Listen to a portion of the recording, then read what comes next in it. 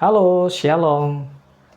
Saudara-saudariku yang dikasihi oleh Tuhan, hari ini kita akan kembali belajar tentang Yesus Kristus. Ada satu topik kelanjutan di video pertama dan kedua tentang Yesus Kristus yang menjadi manusia. Namun, ketika ia menjadi manusia, ia bukan manusia kaleng-kaleng. Ia bukan manusia seperti manusia yang ada saat ini. Mengapa saya mengambil topik seperti ini? Untuk membedakan, untuk memberikan satu kebenaran tentang Yesus, bahwa Yesus berbeda dengan orang-orang yang mengaku dirinya sebagai Tuhan. Karena perkataan Yesus adalah perkataan yang layak untuk dipercaya. Berbeda dengan orang-orang yang mengaku dirinya sebagai Tuhan. Jadi bagian ini, saya akan memberikan satu penjelasan secara singkat bahwa untuk mengukur keilahian Yesus tidak bisa hanya melalui pernyataan "Aku adalah Allah dan sembahlah Aku". Mengapa demikian? Karena ada hal yang harus dipertimbangkan. Jika pengakuan seperti itu dijadikan ukuran mutlak, standar mutlak, maka orang-orang yang mengaku dirinya sebagai Tuhan, orang yang mengatakan bahwa dirinya layak untuk disembah, ketika kita menggunakan ukuran yang sama untuk mengukur, maka orang-orang yang mengaku dirinya sebagai Tuhan, maka dia pantas untuk dikatakan Tuhan dan menyembah Dia. Ini suatu hal yang harus kita pertimbangkan ketika kita mau mengukur keilahian Yesus dengan pernyataan "Aku adalah Allah dan sembahlah Aku". Itu bukan standar mutlak untuk melihat keilahian Yesus. Oleh karena itu, saya akan melihatkan terlebih dahulu apa sih yang menjadi perbedaan Yesus dan orang-orang yang mengaku dirinya sebagai Tuhan. Yang mana pernyataannya yang layak dipercaya. Mari kita lihat. Mengapa orang yang mengaku Tuhan tidak bisa menjadi jaminan perkataannya, perbuatannya. Karena apa? Karena orang-orang yang mengaku dirinya sebagai Tuhan terbukti bahwa ia atau mereka itu adalah manusia berdosa. Manusia yang telah melanggar hukum moral. Manusia yang memiliki sifat-sifat keberdosaan dalam kehidupannya. Lalu, perkataan mereka adalah perkataan yang tidak dapat dipercaya. Perkataan yang belum terbukti, tidak ada buktinya. Lantas, bagaimana dengan Yesus? Jelas, Yesus adalah pribadi yang berbeda dari orang-orang yang berkata "Aku adalah Allah dan sembahlah Aku". Ini yang harus kita luruskan, bahwa Kristus ketika dia menjadi manusia, dia adalah manusia tanpa dosa dalam kehidupannya. Perkataannya benar, kehidupannya sudah dinubuatkan. Ini yang menjadi perbedaan antara orang-orang yang mengaku dirinya sebagai Tuhan dan pribadi Yesus ketika dia datang ke dalam dunia menjadi manusia. Sehingga Yesus yang layak untuk kita tinggikan, kita percayai. Mengapa? Apa bukti-buktinya? Lihat, kehidupan Yesus tanpa dosa, ini pun disaksikan bukan hanya oleh para murid, oleh musuh-musuh, tetapi perkataan Yesus sendiri. Yesus menantang orang-orang yang ada di sekitarnya pada saat itu, mengatakan bahwa untuk membuktikan apakah dia berdosa atau tidak. Yohanes 8 ayat 46 berkata seperti ini, "Siapakah di antaramu yang membuktikan bahwa aku berbuat dosa? Apabila aku mengatakan kebenaran, mengapakah kamu tidak percaya kepadaku?" Jadi Yesus di sini ingin menekankan bahwa pribadinya adalah pribadi yang benar-benar sungguh-sungguh tidak melakukan dosa, sesuai dengan apa yang dinyatakan di dalam Yohanes 14 ayat 6 tentang "Aku adalah jalan dan kebenaran dan hidup". Jadi Yesus sungguh-sungguh menjadi kebenaran. Yesus sungguh-sungguh menjadi kehidupan yang layak untuk dipercayai.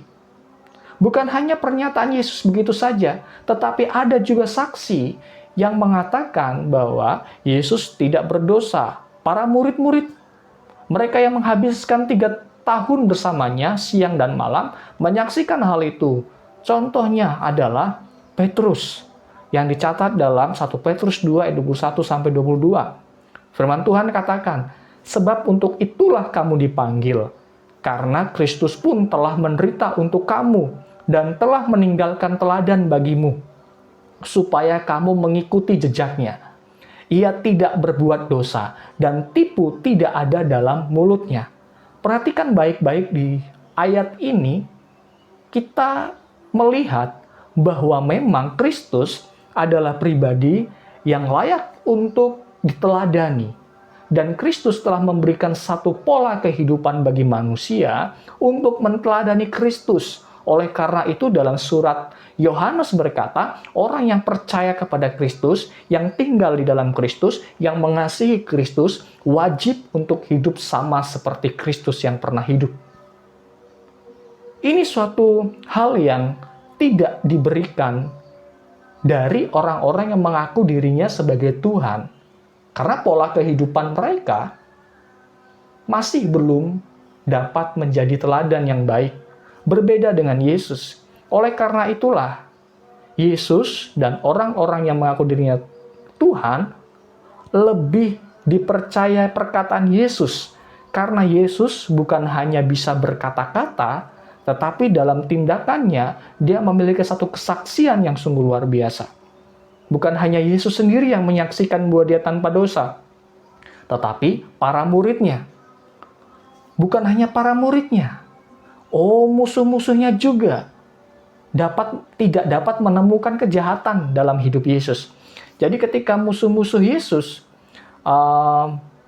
mencari kesalahan Yesus, tidak menemukan. Seperti yang tercatat dalam Markus pasal 14 ayat 55. Saya akan bacakan, imam-imam kepala, malah seluruh mahkamah agama mencari kesaksian terhadap Yesus supaya ia dapat dihukum mati. Tetapi mereka tidak memperolehnya. Selanjutnya, Lukas 23-22. Kata Pilatus untuk ketiga kalinya kepada mereka, kejahatan apa yang sebenarnya telah dilakukan orang ini? Tidak ada suatu kesalahan pun yang kudapati padanya, yang setimpal dengan hukuman mati. Jadi aku mengajar dia lalu melepaskannya. Perhatikanlah baik-baik, para musuh Yesus pun tidak dapat menemukan kesalahan dalam pribadi Yesus. Ini yang dapat menjadi perbedaan, sungguh perbedaan yang luar biasa, yang tidak dimiliki oleh manusia yang mengaku dirinya sebagai Allah. Jadi, hanya Yesus sajalah yang pernyataannya, kehidupannya layak untuk diikuti, layak untuk dipercayai. Bukan hanya kehidupannya, melainkan juga perkataannya. Ketika Yesus berkata tentang kematian dan kebangkitannya, dia berkata sesuatu hal yang benar, karena terbukti di dalam Markus 9 ayat 31, ia menubuatkan tentang kematiannya. Bukan hanya Yesus sendiri yang menubuatkan tentang kematiannya sesungguhnya. Para nabi di dalam perjanjian lama pun telah menubuatkan dari kelahiran, kematian, dan kebangkitan Yesus Kristus. Dikatakan di dalam Markus 9:31 berkata, sebab ia sedang mengajar muridnya, ia berkata kepada mereka, anak manusia akan diserahkan ke dalam tangan manusia, dan mereka akan membunuh dia, dan 3 hari sesudah ia dibunuh, ia akan bangkit. Yesus bangkit. Memang ada orang yang berkata, yang disalibkan bukan Yesus, tetapi itu akan pembahasan selanjutnya nanti saja. Kita akan memperlihatkan di sini bahwa Yesus sungguh-sungguh bangkit. Ini buktinya. Markus 16 ayat 2-6. Pagi-pagi benar pada hari pertama minggu itu, setelah matahari terbit, pergilah mereka ke kubur. Mereka berkata seorang kepada yang lain, siapa yang akan menggulingkan batu itu bagi kita dari pintu kubur? Tetapi ketika mereka melihat dari dekat, tampaklah batu yang memang sangat besar itu sudah terguling. Lalu mereka masuk ke dalam kubur, dan mereka melihat seorang muda yang memakai jubah putih duduk di sebelah kanan. Mereka pun sangat terkejut. Tetapi orang muda itu berkata kepada mereka, "Jangan takut. Kamu mencari Yesus orang Nazaret yang disalibkan itu? Ia telah bangkit. Ia tidak ada di sini. Lihat, inilah tempat mereka membaringkan dia." Markus 16 ayat 2-6. Inilah fakta tentang kebenaran dari perkataan Yesus. Bahwa Yesus sungguh-sungguh layak untuk dipercayai, baik dari kehidupannya secara spiritual, kehidupannya secara perkataan, sungguh-sungguh benar. Bahkan dia sudah dinubuatkan oleh para nabi sebelum dia datang ke dalam dunia. Inilah mengapa kesaksian Yesus dapat dipercaya. Karena ia berbeda dari manusia yang mengaku dirinya Tuhan. Yesus bersaksi karena ia tahu siapa dirinya, dari mana ia berasal dan kemana ia pergi. Alkitab katakan seperti ini, jawab Yesus kepada mereka, katanya, "Biarpun aku bersaksi tentang diriku sendiri, namun kesaksianku itu benar. Sebab aku tahu dari mana aku datang dan kemana aku pergi. Tetapi kamu tidak tahu dari mana aku datang dan kemana aku pergi." Jadi ayat ini, di mana Yesus memproklamasikan tentang identitasnya, tentang asalnya, tentang keberadaannya, bahwa dirinya adalah sungguh-sungguh benar. Bahkan para saksi pun telah menyaksikan tentang kebenaran daripada Yesus. Jadi menurut hukum dari orang-orang Yahudi, Yesus sudah benar. Karena bukan hanya Yesus sendiri yang berkata, yang bersaksi tentang dirinya. Jadi perkataan Yesus adalah perkataan yang layak untuk dipercaya. Ia tahu dari mana ia datang dan kemana ia pergi. Artinya, ia tidak sama dengan manusia biasa. Ia adalah Allah sendiri. Allah yang datang ke dalam dunia menjadi manusia. Yesus berasal dari sorga. Oleh karena itu, ia di atas semuanya. Alkitab katakan, siapa yang datang dari atas adalah di atas semuanya. Siapa yang berasal dari bumi, termasuk pada bumi, dan berkata-kata dalam bahasa bumi. Siapa yang datang dari sorga adalah di atas semuanya. Yohanes 3:31. Firman Tuhan dengan tegas katakan juga bahwa Yesus bukan dari dunia. Yohanes 8:23. Yesus berkata, "Kamu berasal dari bawah, aku dari atas. Kamu dari dunia ini, aku bukan dari dunia ini." Inilah mengapa kesaksian Yesus adalah kesaksian yang patut untuk dipercayai. Nanti kita akan melihat apa saja yang menjadi kesaksian-kesaksian Kristus tentang dirinya, yang menunjukkan bahwa dia sungguh-sungguh Allah yang datang ke dalam dunia menjadi manusia untuk menebus setiap dosa umatnya, sehingga barang siapa yang percaya kepada dia akan diselamatkan, memperoleh kehidupan kekal. Oleh karena Kristus adalah kebenaran yang datangnya dari sorga itu sendiri. Bukan seperti manusia yang mengaku dirinya Tuhan. Yesus adalah Allah yang menjadi manusia, yang mengetahui kematiannya, yang mengetahui kebangkitannya, yang telah dinubuatkan dan digenapi dalam pribadi Yesus itu sendiri. Ketika Yesus menjadi manusia, ia tidak berdosa. Ini yang menjadi perbedaan penting dari orang-orang yang mengaku dirinya sebagai Tuhan dan pribadi Yesus itu sendiri. Ia adalah Allah yang menjadi manusia, namun bukan manusia kaleng-kaleng, bukan manusia biasa, bukan manusia yang seringkali hidup di dalam dosa. Dia manusia yang bisa merasakan duka, yang bisa sedih, yang menangis, yang dia bisa makan, karena dia datang seutuhnya menjadi manusia.